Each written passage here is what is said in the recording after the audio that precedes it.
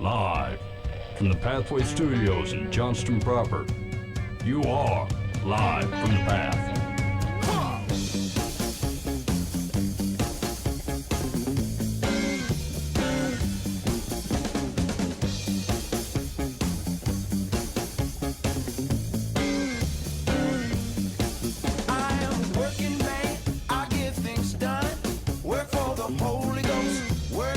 And you're listening to Live from the Path, coming from the Pathway Studios here in Johnston proper. Yeah. It was necessary to be done. I don't know. It's the two of us, so I felt like I really had to come in strong. No, yeah, I think that was the right thing to do. All right, I hope over the last few weeks that you've been enjoying the back catalog of Live from the Path. Just know, if you're a fan of the show, I'm continuing to backfill. Every 2 weeks, 3 weeks, or whatever, I might be released 2 to 3 episodes. Oh, and so if you haven't listened to Live from the Path lately, you just have not listened to Live from the Path. Go ahead and refresh the podcast and scroll all the way down to the bottom or the top, depending on how you have it sorted, and look for the old hits. In fact, I was listening to one on the way here today about Operation Christmas Child, where we are under the impression that they're ripping. The deal actually was an interesting conversation. I kind of forgot about this, but so when you do Operation Christmas Child, you send the boxes over there. Yep. But then, the churches that the boxes are going to distribute them have to pay. Oh, really? It's not free. It doesn't get all the way to them. They have to pay for the postage, in-country shipping. Oh, and okay. So for some churches, it could be $5 a box, $7 a box. Oh, that sucks. Right, and you think you're because you pay for shipping here. Right. You're like, it gets right to the door of the lovely Namibian child who needs it. But no, it gets held up at the airport till someone comes and picks it up. Hey, man, that happens in a lot of countries to where, they'll get extorted at the airport, too. Like, if the government's pretty rough in the area, they'll be shaken down for that kind of stuff, too. Right. So, oh, boy. I don't like it. I don't like that at all. Should you, slap a 5 on the outside of the box? That's what I'm saying, is that, if someone said, look, you give an extra $2, it'll get to its place in country. Right. I'd give it. Yes, absolutely. Yeah. So anyway, it was an interesting conversation. I don't remember what it was called. All right, here's the deal, though. Oh, Operation Christmas Trouble. That's what the episode's called. Yeah, that was real quippy. All right, I've been on the show since I was 18 years old. 18, let's have it, yeah. If you find yourself in this back catalog, yeah. and I have said something stupid, 1, nothing has changed. And 2, I can only apologize. I can't change what's happened. I was a fool and still am in many ways. I'm maturing, thankfully, but I'm sorry. I'm sorry for what I've said. If you find yourself listening to something that's particularly offensive, I apologize for my younger self. I did not have good ideas, and I also did not have a filter to stop myself from talking, and the good Lord made it to where I was on a recorded podcast since I was barely an adult. And so, oh boy, I apologize that all that stuff is out in the interwebs, and I cannot take it back. Yeah. I mean, it's understandable. All right. Oh, man. Here's what we got going on the show today. Boova, you've got a couple Ask the Pastors. Yes. Yeah, I got a couple things that have happened in my reading over the last couple of weeks.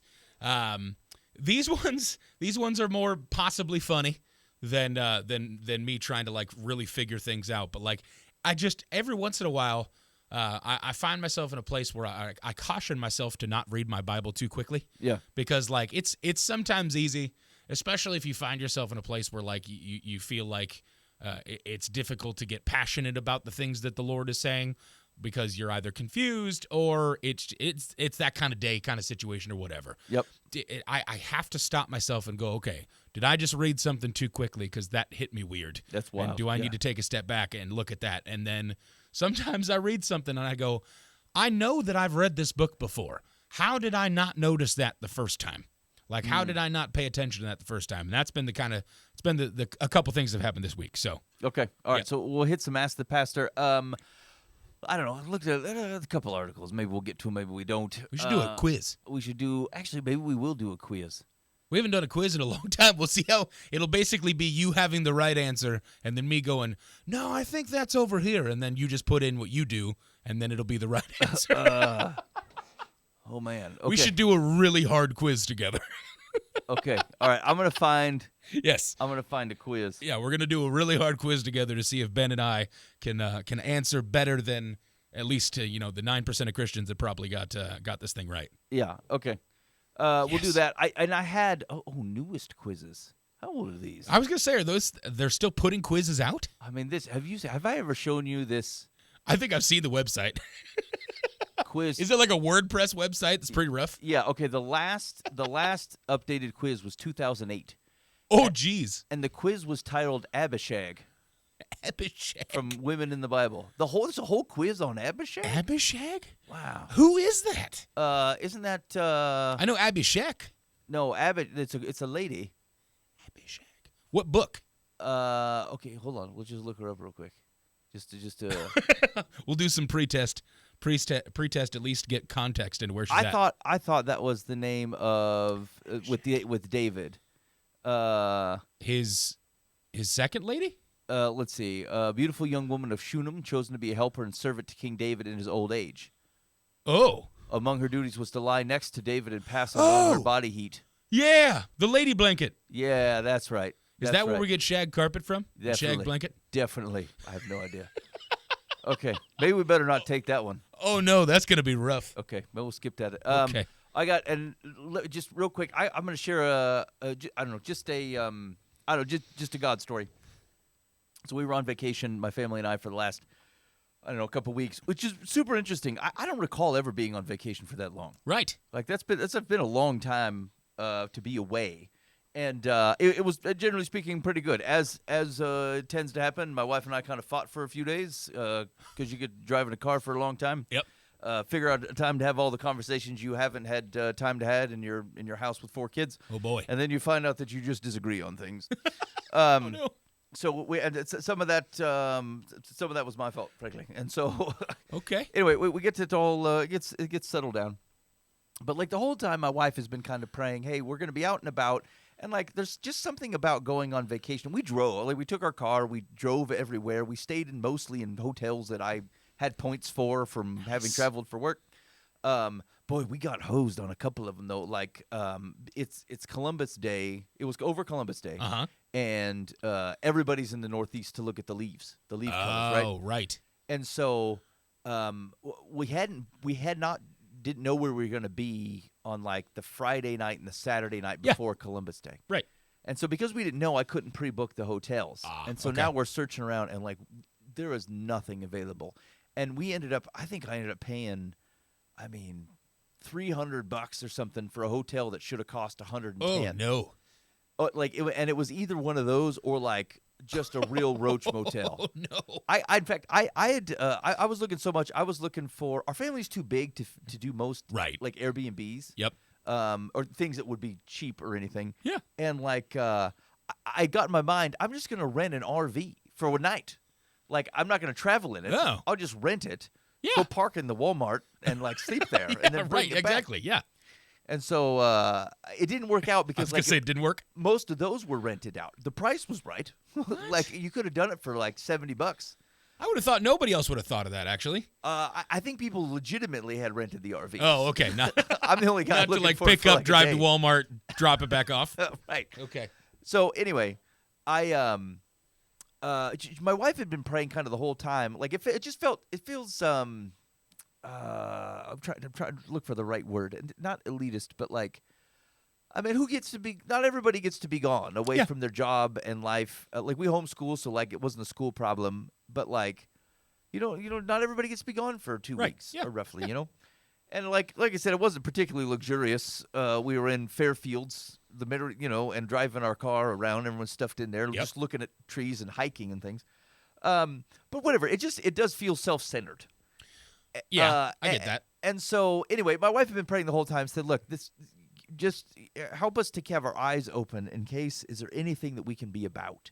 But outside of everyday stuff, hey, we're nice to people, we pray for people, blah, blah, blah. Right. But help us not to miss anything that God has going on around us simply because we're out here doing something that we plan focused on ourselves. Yeah, that's fair. So we get to the last day that we're there, and I wake up the night before I pulled in a hotel, and all of a sudden there's this like weird chunk under the car. Kunk, kunk, when I hit the brake. I'm like, the brake... The brake system is not super complicated, Right. And I frankly had just changed the lower control arm on both sides of the front of the vehicle, so I've had this whole wheel assembly apart, brakes and calipers included. And I thought, okay, well, this kind of makes sense. I'm just poor at what I do, possibly. And so, but it turned out that there was something wrong with the car, the brake system. There was a bolt that had like worked its way out. But luckily, this thing had happened before on this same car, like 3 years ago. Whatever this bolt is, I'm either bad at it or it's stubborn or both. Yeah. And so, luckily, I think to myself, well, I need to get to the auto parts store. I got to go get another bolt. And I thought, well, I'll do an Uber. I tried to limp this thing, like I'm going to drive it over there. That failed. Yeah. It's making a lot of weird noises and probably would have broken worse. But like, so I Right. get a hold of an Uber. Dude comes up. His name's James.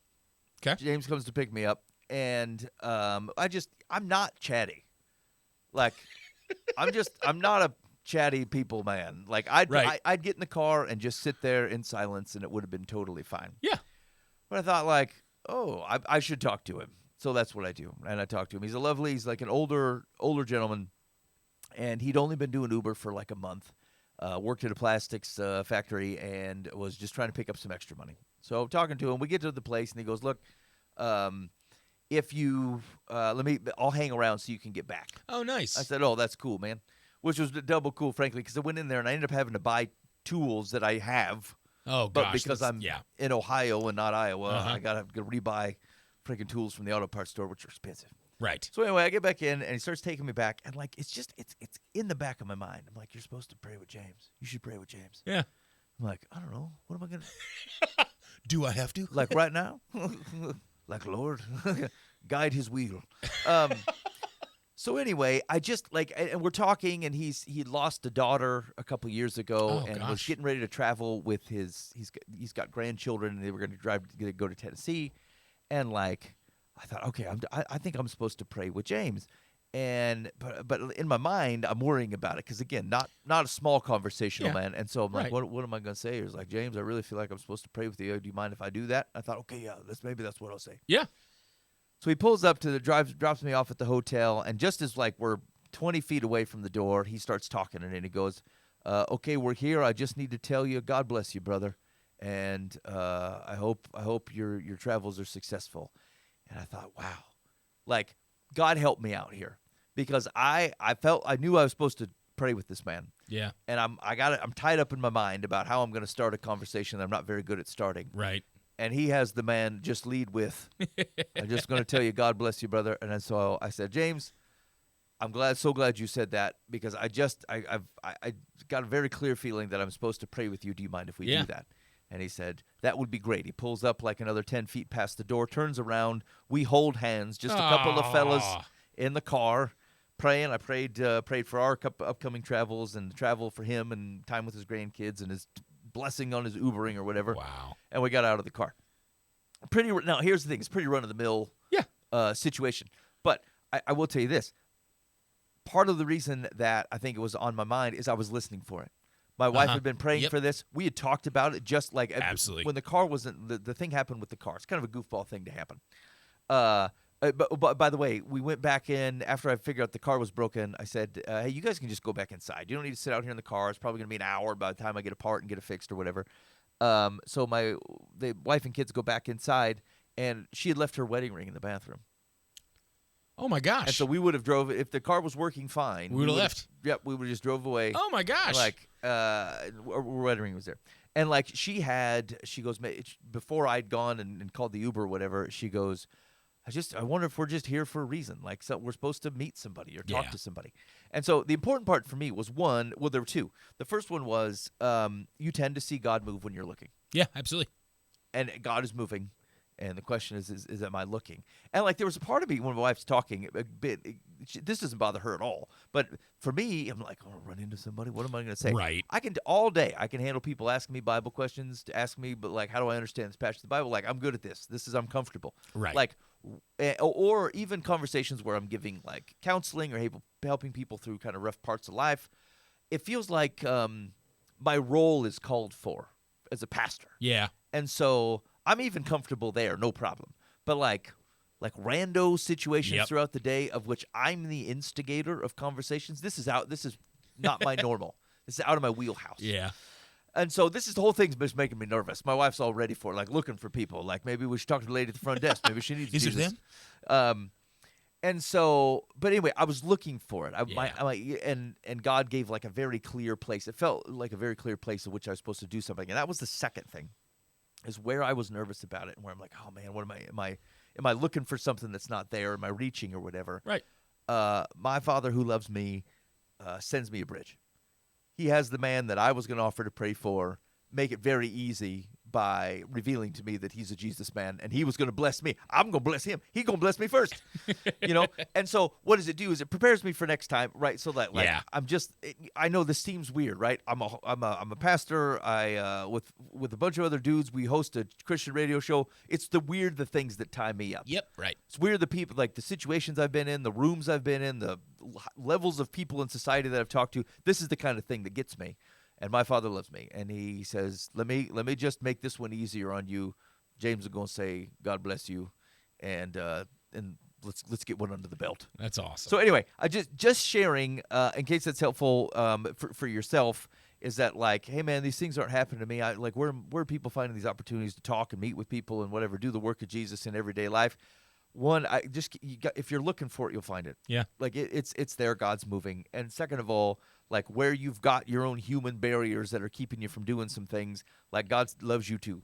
And this is something that we've talked about on the show many times. Is that I do believe that God will bless your intent, like the thing that you want to do, in spite of your human frailties and fallibilities.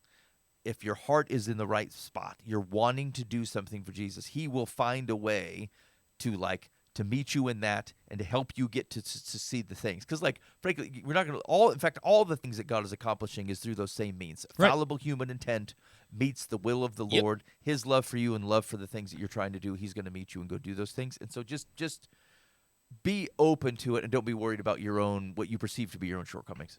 Yeah, that's awesome, man. I love that. Gosh, I feel like I have those kind of thoughts all the time, and I get in my own way because I'm like, I'm trying to do the things that I am focused on. Yeah. Like I'll find myself in a place where I'm going to church and I see somebody and I get that gut of my heart feeling where I'm like, I need to go pray with them or talk to them about something or make sure they're okay. And then I'm like, I'm on my way to something else, so I'm not going to stop. I got to go do that thing. And I'm like, dang it, that's the exact opposite of what I should do. Yeah. I'm literally going to try and be holy to myself somewhere else.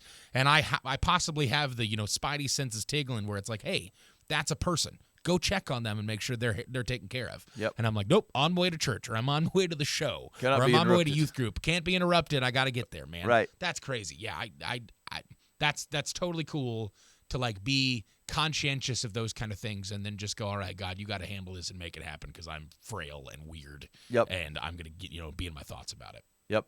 And we've talked before about it occurred to me maybe yesterday. I thought this is one of the things I want to make sure I'll forget this. I'll forget this in 3 months. I'll have forgotten James, and I'll have forgotten that the Lord was with me. Yep. And that he allowed my open eyes to do something for him, of which I'm blessed. And so this is an altar item for me. I was gonna say, Ebenezer. We do rocks and sticks. Mm-hmm. Rocks are the really big ones. Sticks are the lovely everyday reminders that God is here. And so cool. I gotta the cats have been they really messed up our altar. And so they've been scratching at it. It seems real weird. The cats have been messing up our altar. They've been bothering with it. The cats have been at our altar. I get up in the morning, I'll come downstairs, freaking cat's stretching on it.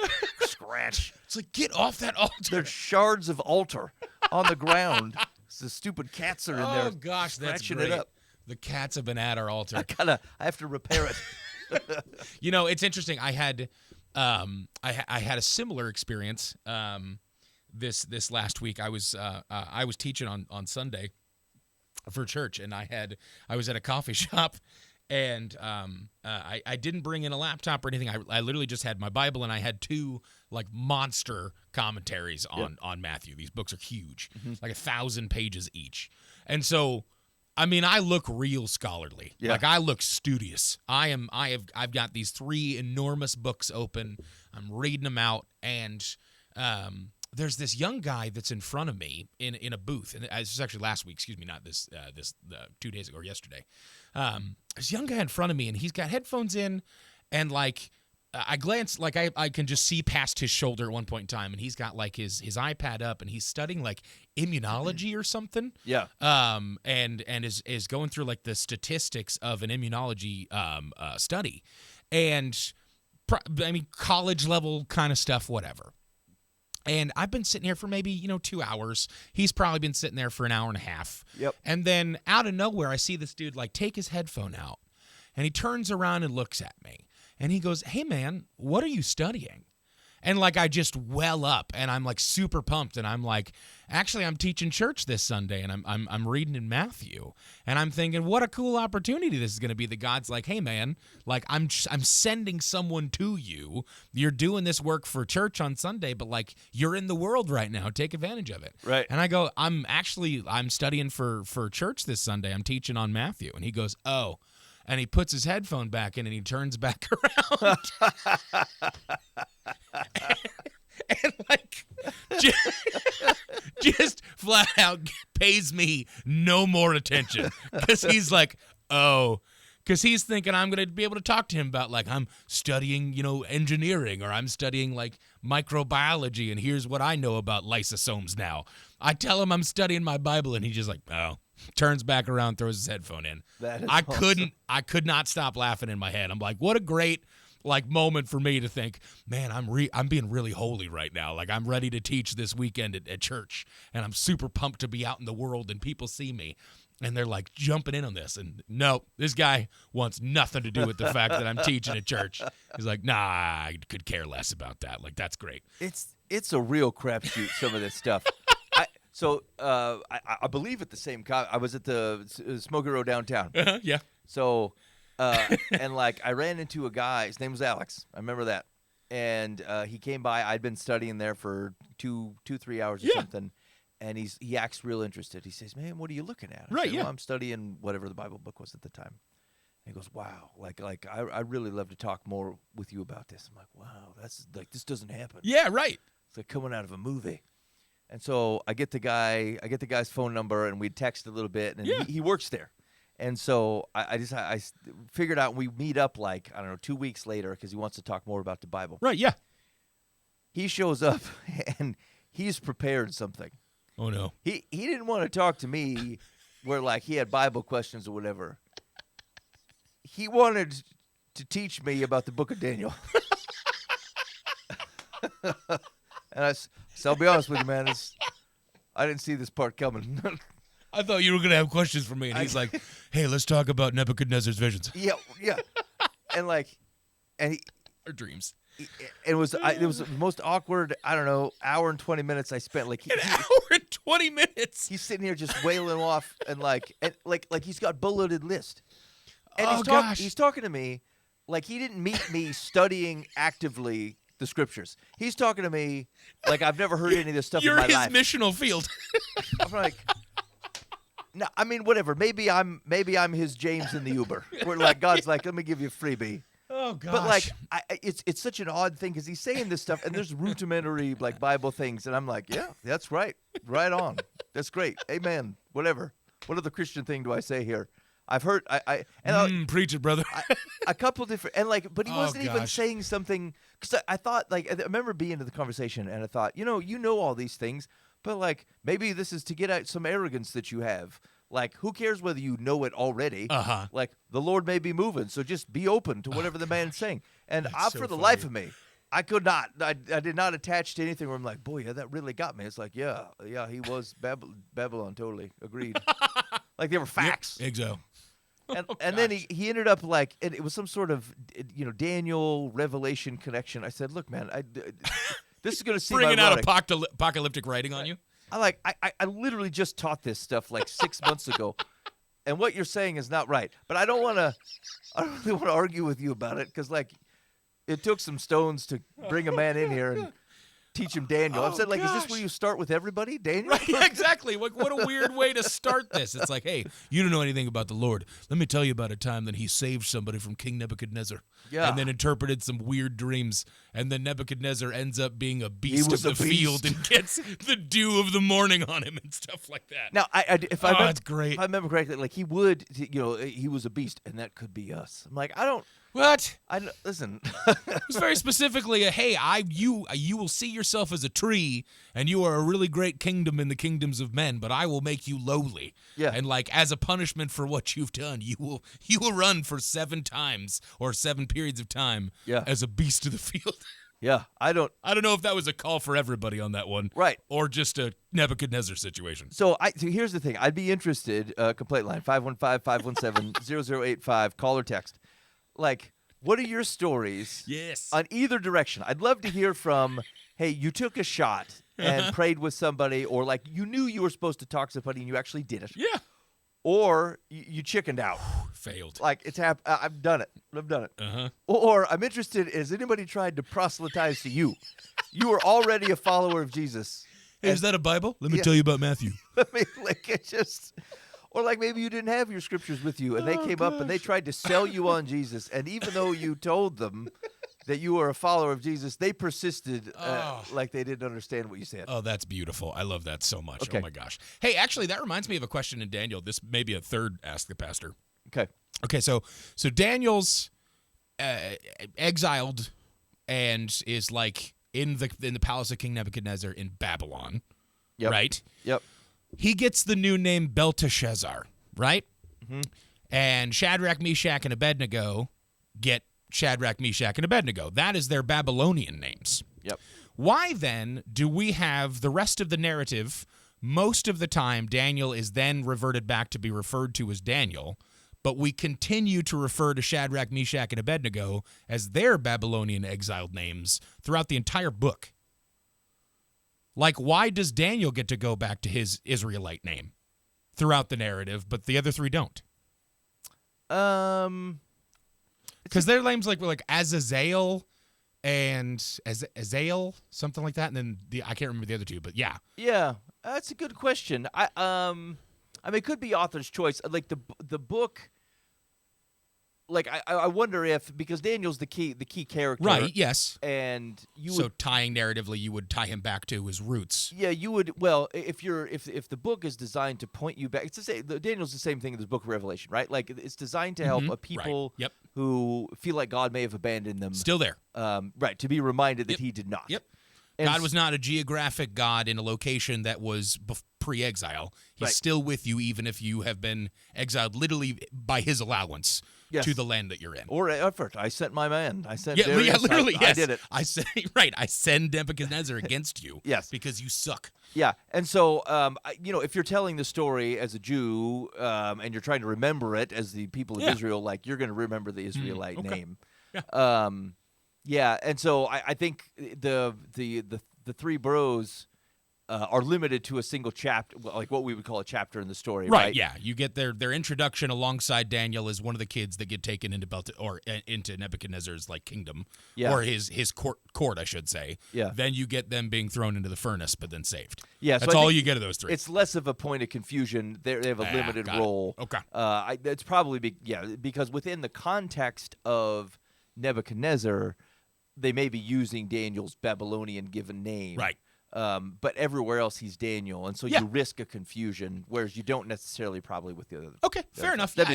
I never realized that. Like I said, sometimes I read my Bible too fast, and this last time I was going through Daniel, I was looking at it, and I'm like, wait a minute. Okay, so Daniel was Belteshazzar, whatever, and then Shadrach, Meshach, and Abednego were their like Babylonian names, and then they never revert back in the story to their Hebrew names. So okay, fair enough. All right, well, we're doing Ask the Pastors. Wait, you had a couple more. Yeah, I did. So I've moved my way on into some of the major or the minor prophets now, but I was reading through Ezekiel a week and a half ago maybe, and I was taking it 5 chapters at a time, and Ezekiel has some thick chapters, like we're like 70 verses at a time. Like, there's a lot happening. Yep. And as you get later on into Ezekiel, there's 48 chapters total. In chapter 39, you have had up to this point, there have been some like visualizations and dreams that Ezekiel has been privy to. Like the Lord took him to the throne room where he saw the 4 beasts in the very first couple of chapters, and the beasts that were attached to, well, the beasts and the cherubim were attached to the wheels, and that was all imagery that was being talked about. But then you've got chapters where it literally just is the Lord gave, Ezekiel a word for his people, or a word against a kingdom or a group of people. Yep. So you've got, in Ezekiel 39, you've got him against, I believe it's Gog. Prophesy against Gog. Yeah, prophesy against Gog at the beginning of 39. Goes through this prophesy against the chief priest or whatever he was, the chief prince, I think. I love it too. Like, tell Gog, I'm against you. Right, exactly. Yeah, like flat out, clear. Go to Gog, tell him, I'm against you now. Yep. But then there's this interesting narrative flip that happens in verse 17, where it turns from Gog to like the Lord tells Ezekiel to talk to a different group of things. And so in verse 17, and I'm trying not to laugh at it because obviously it's not a funny situation, but it was interesting to me as I slowed down. So in Ezekiel 39, starting in verse 17, you've got, as for you, son of man, thus says the Lord, speak to the birds of every sort and to all beasts of the field. Assemble and come, gather from all around to the sacrificial feast. And it goes on to be kind of heavy. But like, it was interesting to me because he's literally saying to Ezekiel, who is a prophet meant to be from the mouth of the Lord, that I'm giving you these words, go and speak to X. We've had many prophets up to this point that have done this all the way back to even in like the first 5 books of the Bible, you have prophets that are speaking and priests that are talking, stuff like that. Yep. You've got this book of Ezekiel where his whole life is being told and called. Like he's in exile in the beginning when he's first called. And so like God says, talk to Gog, tell him I'm against him. And then the flip is, but also tell the birds in the area and the beasts in the area that I am laying out a feast for you. Mm-hmm. One, that's odd to me, just like because in the realm of existence, I don't believe that this is impossible. I don't think that God would not be able to speak to his creation. Obviously, we've got many situations in which creation cries out for the Lord. They know of him. They know of their creator. Yep. That's not new things for us. Yep. But it just threw me, like, it's such an interesting thing to hear. Go and tell my creatures, the birds of the air and the beasts of the field, that I'm laying out for them a feast. And it is vicious and violent. Like, he's like, I will crush this enemy, and then I will lay this army dead before my creatures as a feast. Right. I bring sustenance to my creatures through the destruction of my enemies. But like, what? Like, that's crazy to me that that's a conversation. Is there any other precedence for this kind of thing, like interaction with animals, where it's like the Lord is giving a command to animals? Is this a fairly... Well, I should say there's plenty of situations in which the Lord's commanded animals, but like this seems like a very isolated narrative thing where God is speaking through a prophet to something other than humans and creation and angels. Like, it threw me off a little bit because from what I understand, this is meant to be a real thing. Like, this is not a vision, I don't believe. I may be wrong on that. But from context, it doesn't seem like it is. No, I don't think it is. So I think there's a couple things that are in play there. We do see, I think back to the book of Jonah, where there is a call to repentance to Nineveh, and their reaction is to put sackcloth and ashes, and they put sackcloth on the animals. Right, yes. And so...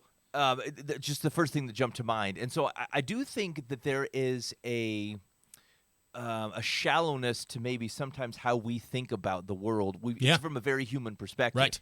But like very us-centered. Right. Now, if we believe thoughtfully that creation groans, has some sort of prescience to groan for something, an awareness of what God created something to be, like perhaps not an articulation of it, but God's creation is aware that it is not running how it is supposed to run. Right, yes.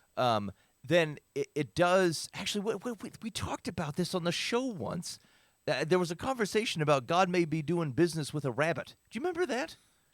business with a I can't, kind of like pops a bell and very far back in my brain. Gosh, I wish I could remember the conversation, but like it was around this very type of thing that like we think about God interacting with humans, but like God doing business with his whole creation. Absolutely, yes. And we do have him sending different parts of his creation, like causing wind to blow, causing trees to move, and give fruit and whatever.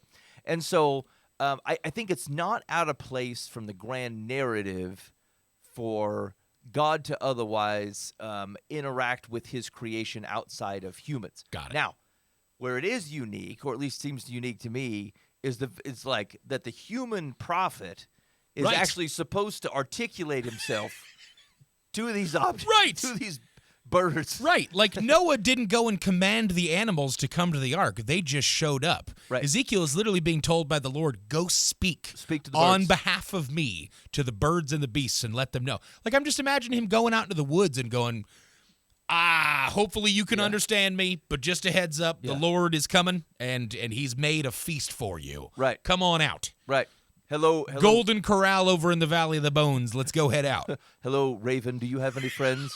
And are you a known gossip? Because I don't know how to get a hold of all of you, but I'm supposed to tell the birds. Is there some bird grapevine in which you can go and talk to the other birds and let them know that the Lord's making them dinner? Like, what a weird deal. Now, here's what's interesting. Is that, like, one, obviously this is for, as a reader, this is for our benefit. 100% right? yes. There's something about God is engaging creation and preparing it. It tells it's a deeper story, not just to say, hey, I will bring judgment upon these people. Right. But it will be so extensive that I'm going to have to call in reinforcements to deal with it.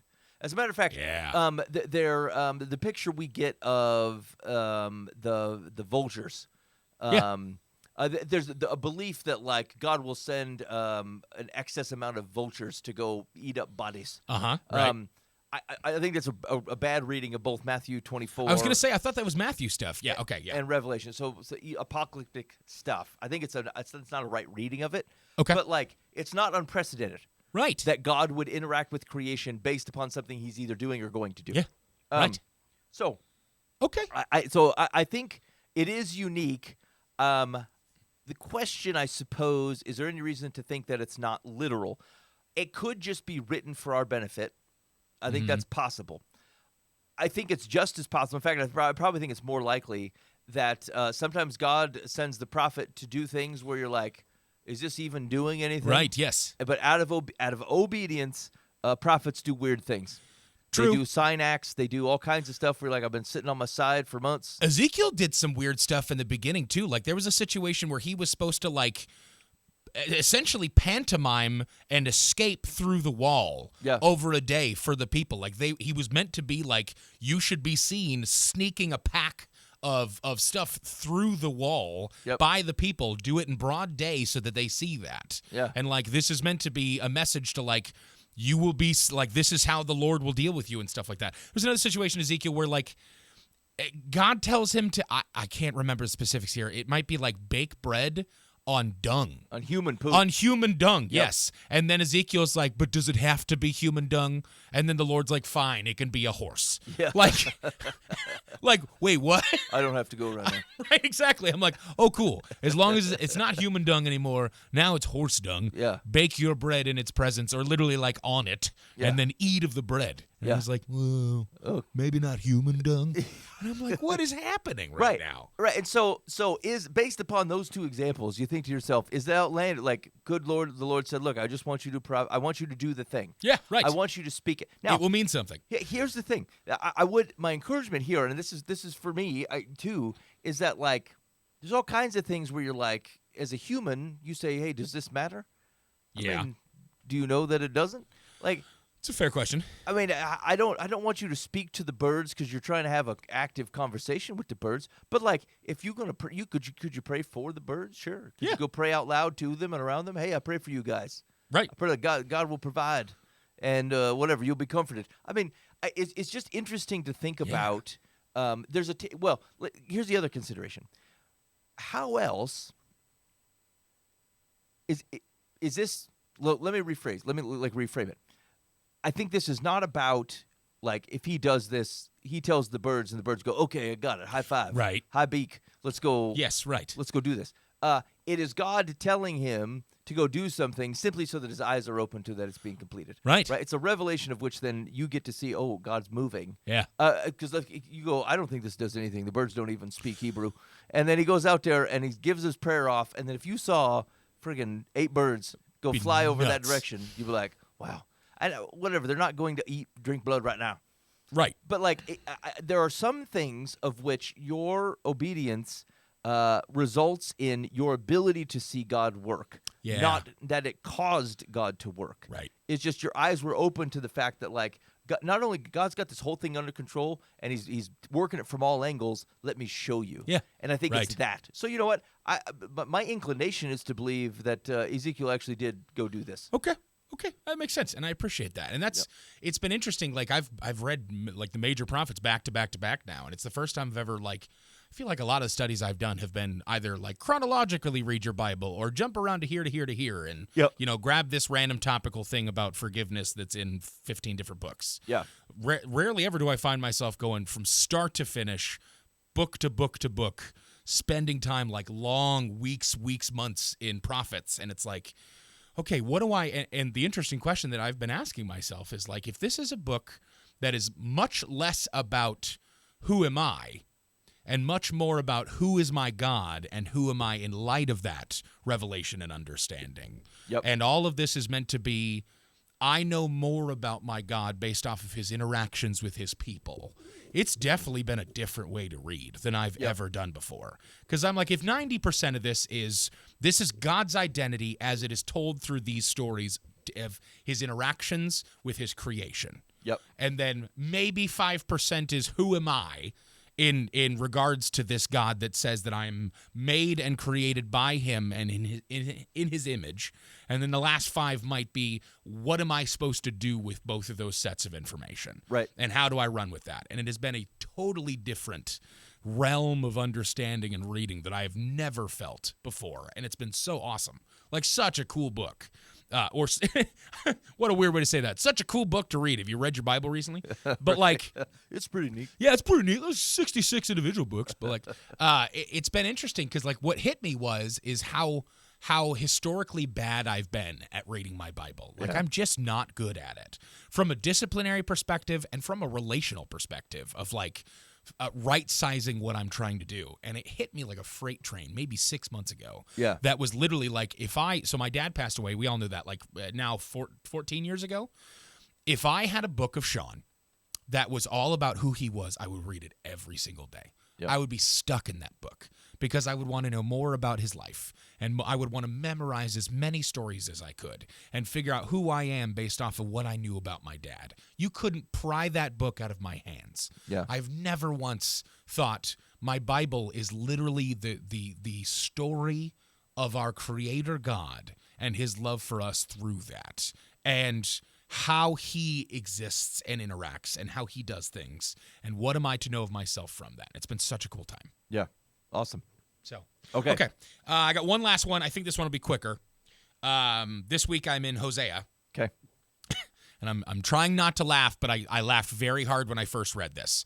This is a very serious book. There's bad things that Israel has been doing for a very long time, being adulterous towards God, not fulfilling their covenants, just awful stuff. This is generation after generation.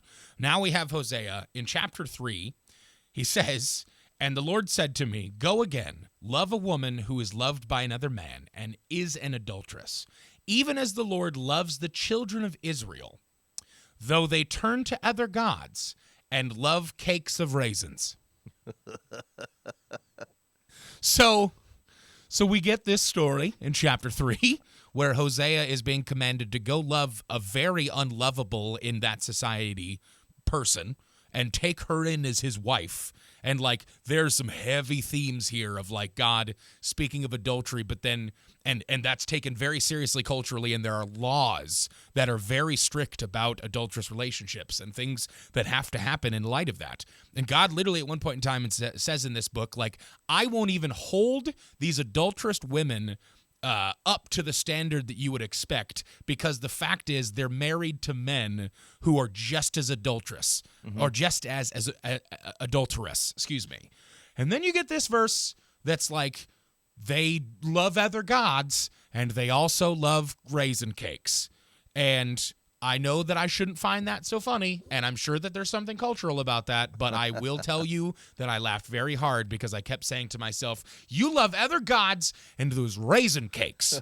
Those raisin cakes are a problem. The two things, adultery towards other gods and those friggin' raisin cakes. What is happening here? Yeah. So they're connected. Oh, I was not expecting that. Yeah. So he's not saying two things. He's saying one thing. You love other gods and raisin cakes.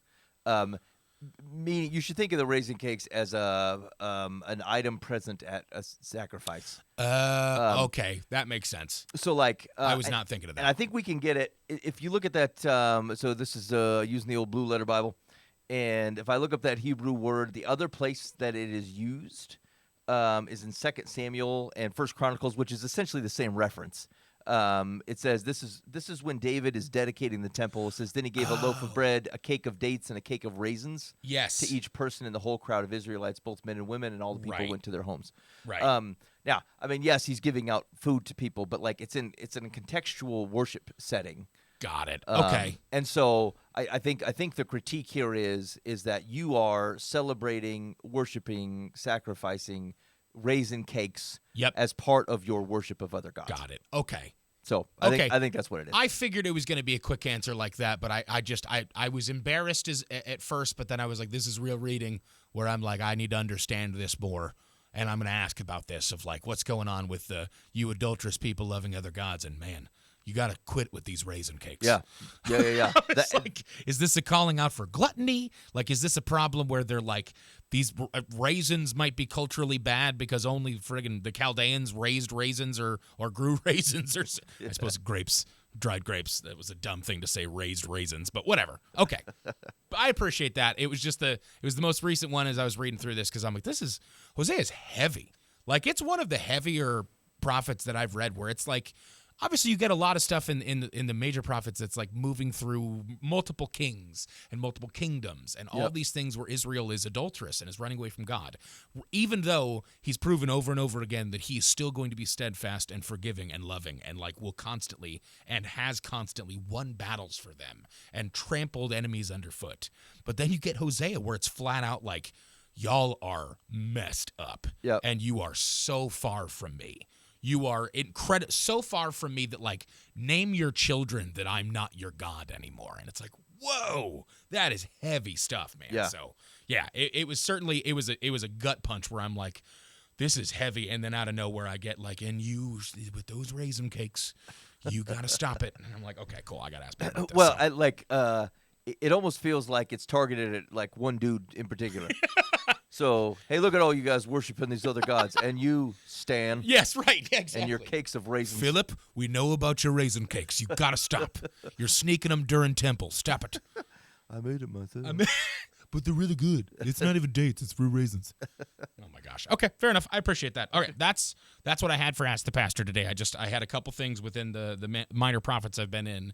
Well, minor and major prophets that I've been in, and I'm sure I will have more in the next coming weeks. Awesome. So, cool. Awesome. I appreciate that. You're listening to Live from the Path. Hey, if you guys have any questions for Ask the Pastor, give us a phone call or a text message, 515-517-0085. If you're lucky, we could read your suggestion on the air. Or what was that? That's my Nathaniel voice. Or we'll just I'll do my best to answer it over the old chat, whatever. Awesome. Whatever works out best. Okay, I can't remember. Did you have one other thing tonight? I mean, I've got Dear Life from the Past. Okay, let's do them. Let's give some advice. Okay, all right. Dear Live from the Path, is there any way to end the holiday newsletter? Every Christmas, I get one from a particular family member, which invariably includes a list of their glowing accomplishments, expensive trips, etc., accompanied by lots of photos.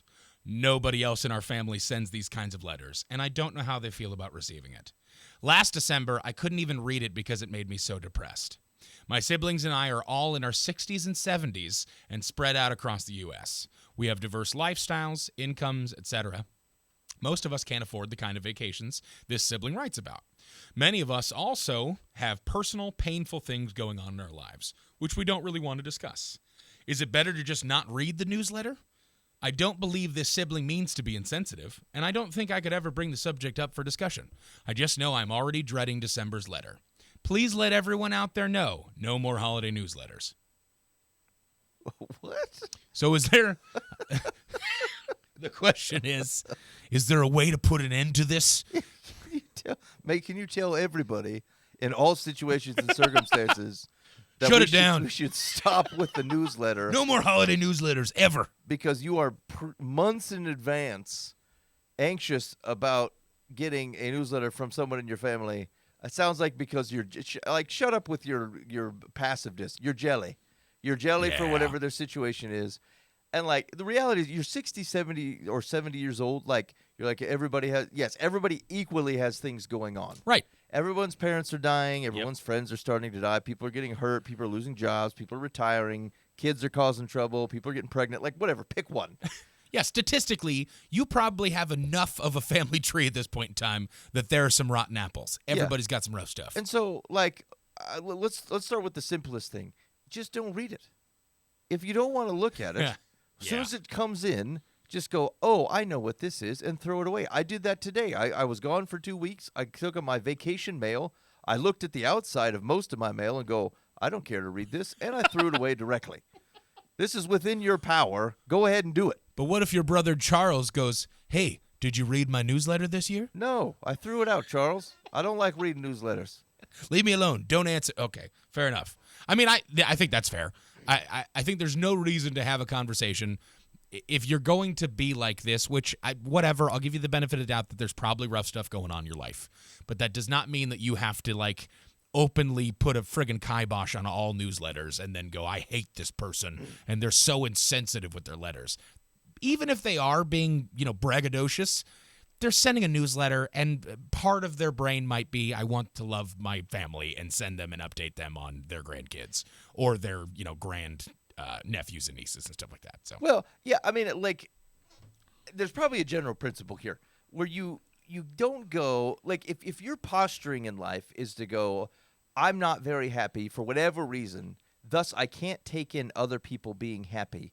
That's the unhealthy part. Yeah, it's that's not true. the newsletter's problem. Right. You should, like, I have friends and acquaintances, people who have considerable more resources or time or whatever than I do, and some of them get to do some really cool stuff. Yeah. I'm excited to hear about their cool stuff. Hey, check out this cool thing I did. Sweet, man, that's awesome. That's great for you. Like, I'm not mad because I'm not jelly.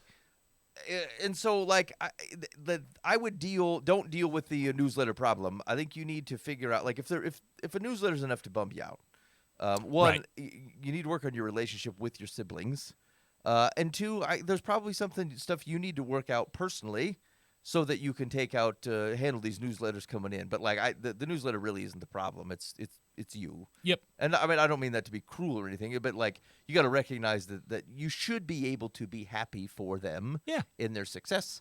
And so if you have barriers to that, I just don't take the rest of the world with you. Figure out the right paths to kind of work through your stuff so that you can be happy for people who you are supposed to know and love, and that they're doing fun things. Yeah, no, I think that's totally fair. You are worth more than the lies you're telling yourself that put you in a place that you're so, like, built on sand that, like, anybody else's happiness is just rough to see.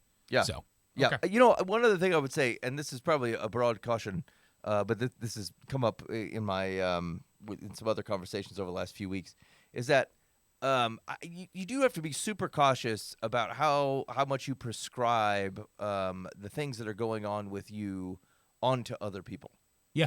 Right? So, like, I think it's perfectly all right to go, look, I'm a curmudgeon, and I admit that about myself, and I don't want any newsletters. Take me off your list. I mean, that's okay. It's a far different thing to go, hey, tell everybody no newsletters anymore. Like, what do you Shut mean? down the whole thing. You're not the leader of a rebellion. Like you just don't like something personally. And if you are the leader of rebellion and this is the way that you've chose to ignite your rebellion, I have news for you. It is not going to catch fire. Get the word out to the interwebs. We're stopping with the newsletters. I just like there is there's a humility in going, hey, I really care about this. Maybe other people will, but probably not. Yeah. And so, it's okay to take a personal stand. It's very American to say, hey, I will do my own personal thing, but my right stops at the ability to, to swing my arm, stops the ability to hit somebody in the face. Just don't look at the dang newsletter and leave everybody else alone. All right.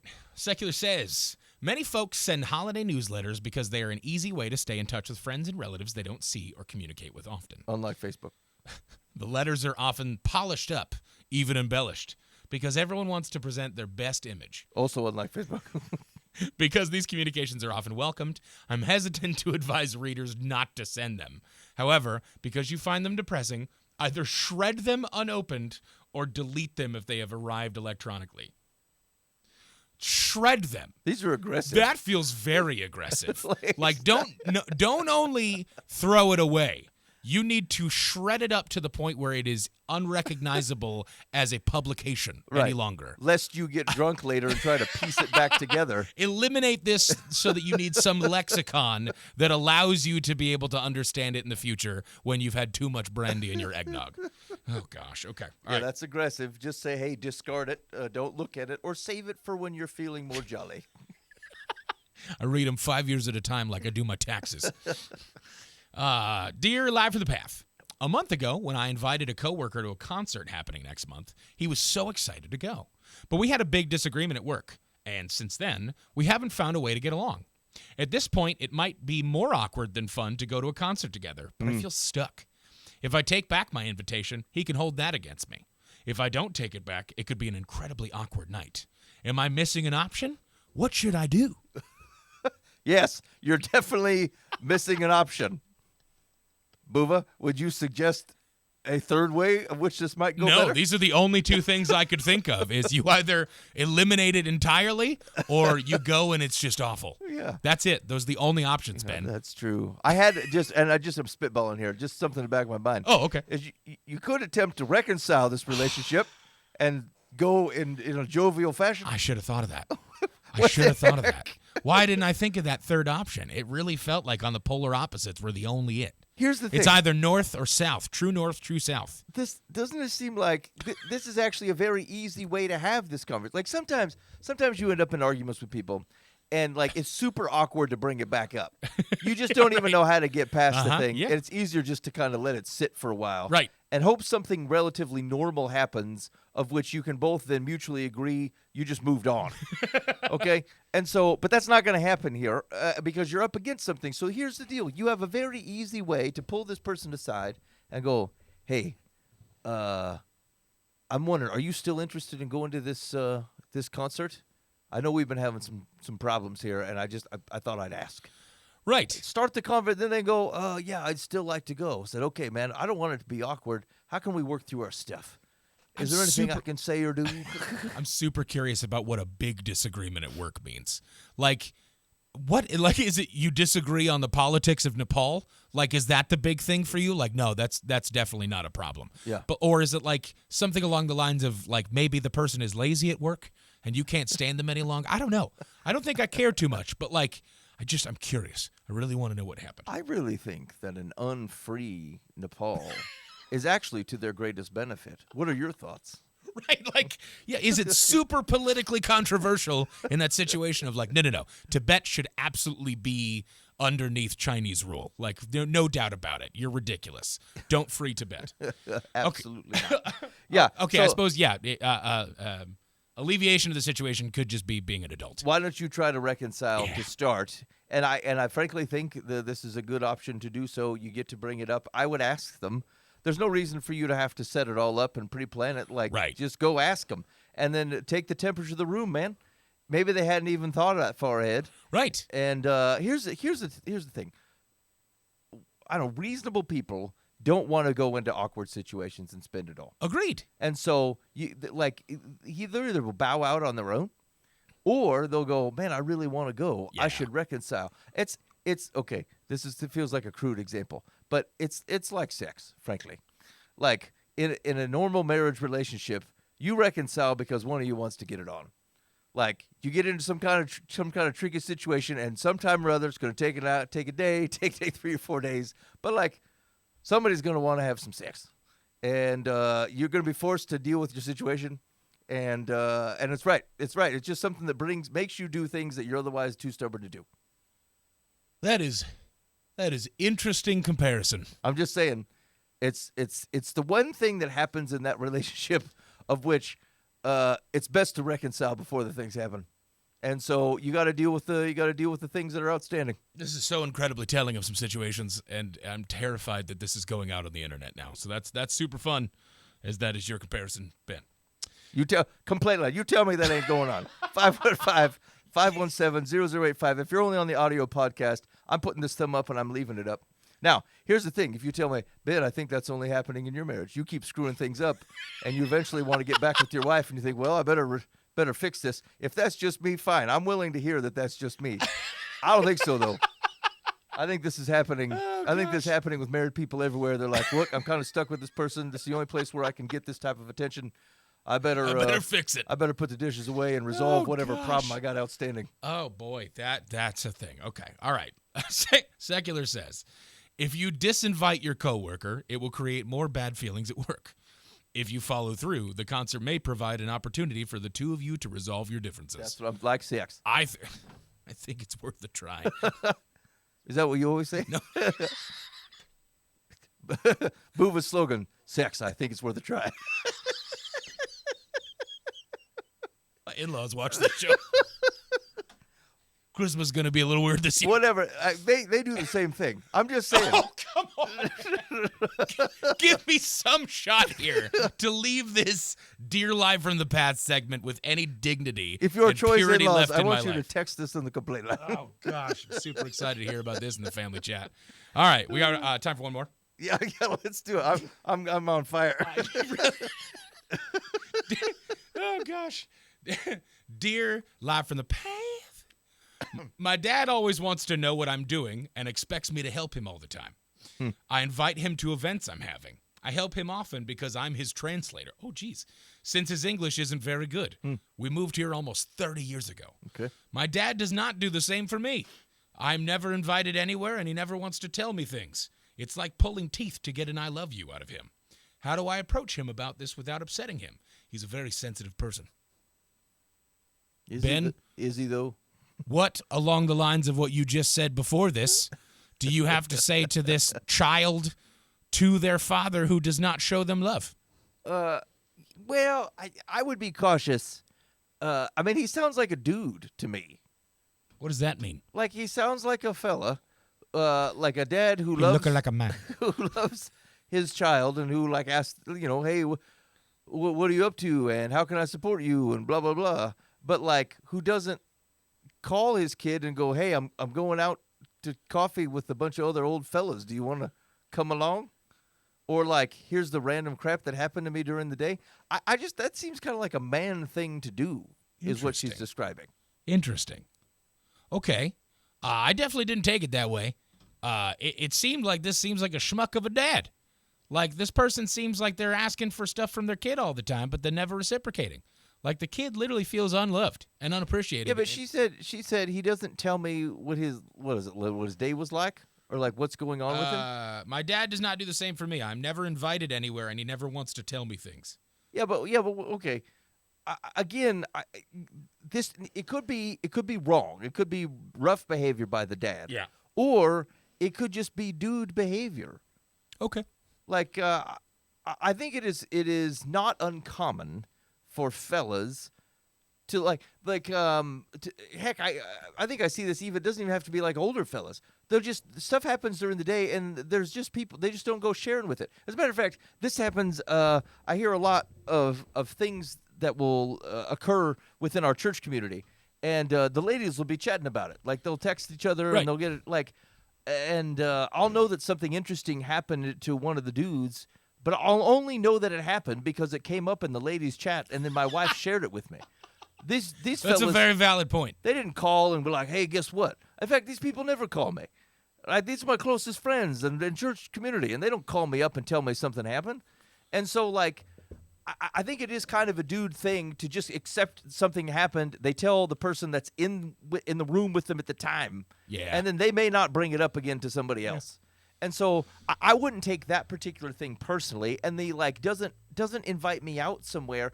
One of the considerations is does he know that you would be interested in going with him? It's fair. It's a fair question. He might be like, I got a daughter. She's 20 years younger than me. I look and I just presume she's got her own life and her own friends. Yeah. Why would she want to come out with an old fella like me? Interesting. And so maybe I would start. Let's with no other information. I would start with the presumption that he doesn't recognize that these things are valuable and important to you.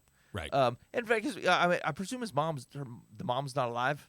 It doesn't say that, but It kind maybe. of feels like it. Yeah, possible. Whatever. She was probably married to this man. Probably had the same problem. He's just not super forthcoming and doesn't know that. In fact, there's all kinds of things I do in a given week that like it wouldn't occur to me that my wife would enjoy, and so I wouldn't bring it up. And so why don't you start with presume that he's not doing this intentionally, and make it clear to him that you would enjoy spending time with him and you are interested in his life, and just it may be like pulling dentures a little bit to get him to share. Yeah, I think that's fair. I think that to take it broader, fellas, I'm talking to you, realize that like if you have ladies in your life, it sometimes is important to try, and I emphasize try here, and put yourselves into their brains of how they take things in. Like, because you may just be a sturdy oak stand kind of fella where, like, you never say I love you to them, but their cars always have an oil change. Or, like, they always have the air in the tire. Or you put food on the table and stuff like that. And that is your way of showing love by taking care of them practically or something like that. I'm not trying to drive a stereotype. I'm just saying there are plenty of fellas like that out in the world.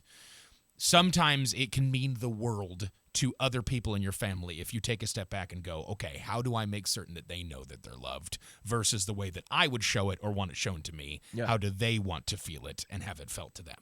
And so just take a step back. You can, if we're talking on the grand scale of brownie points and stuff, you can frickin' win a day if you just notice that your lady put forth some effort and like really tried to look pretty for work today or something.